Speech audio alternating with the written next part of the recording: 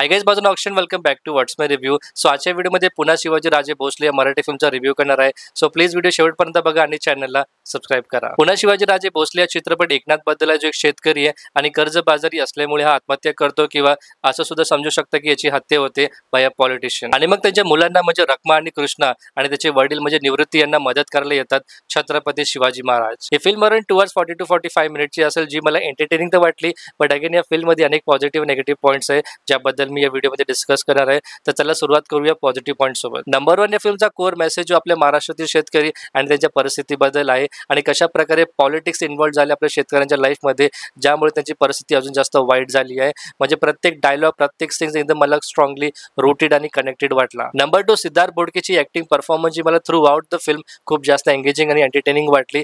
छत्रपती शिवाजी महाराजच्या रोलमध्ये त्यांनी खूप चांगलं काम केलंय. त्यांची बॉडी लँग्वेज, त्यांची डायलॉग डिलिव्हरी खूप जास्त पॉवरफुल वाटली मला. पुढे या फिल्मचा इंटरव्हल ब्लॉक सिक्वेन्स आणि क्लायमॅक्स मधला ऍक्शन सिक्वेन्स सुद्धा फिल्मची सर्वात मोठी हायलाइट पॉईंट आहे.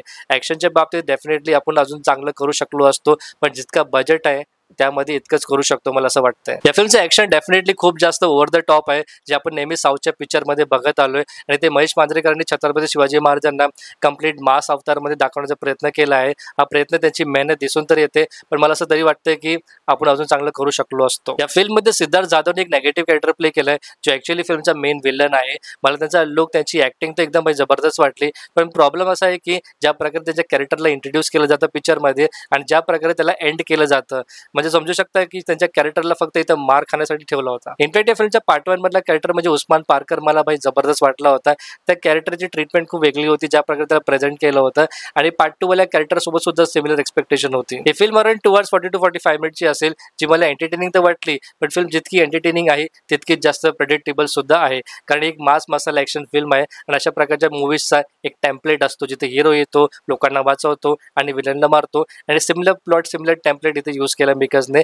फक्त फरक इतका आहे की यामध्ये महाराष्ट्र, मराठी माणूस आणि शेतकऱ्यांची परिस्थितीबद्दलची जी गोष्ट आहे त्या सगळ्यांनी ते ऍड केलंय. पुढे या फिल्मचा अजून एक ड्रॉबॅक म्हणजे पिक्चर मधली गाणी, जी मला जराही एंटरटेनिंग नाही वाटली. प्लस म्युझिक सुद्धा मला स्ट्रिक्टली ॲव्हरेज वाटलं. ऑनेस्टली सांगतो, फिल्मचा डायरेक्शन, सिनेमॅटोग्राफी मला ठीकठाक वाटली. ऑन टेक्निकल ग्राउंड या फिल्मकडनं माझी जास्त एक्सपेक्टेशन होती, कारण महेश मांजरेकर सरांनी हा चित्रपट डायरेक्ट केलाय. म्हणजे काही सिक्वेन्सेस आहे जे वेल डायरेक्टेड आहे, वेल प्रेझेंटेड आहे, पण काही असे सुद्धा सिक्वेन्सेस होते जे मला एकदम अंडरवेल्मिंग वाटले.